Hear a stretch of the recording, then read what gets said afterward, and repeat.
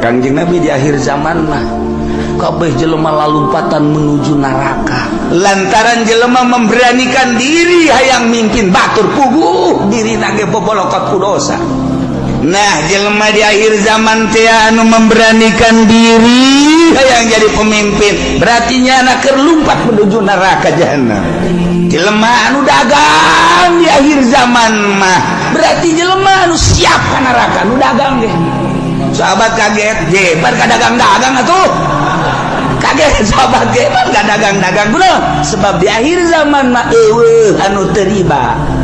Sia ulah yang serikeun pamimpin lumpat ka jahanam.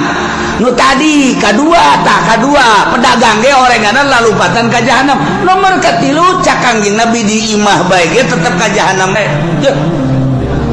Aja mah kabeh tah. Lima ya Rasulullah kunaon make jeung di imah bae ge sebab di jero imah ge teu kaluar tina maksiat. Sebab apa di jero mah geus bisa make jaringan internasional. Di jero kamarna di kamar dipoekan tapi nyana keur aya di Hollywood. Ya Allah ya Rabb.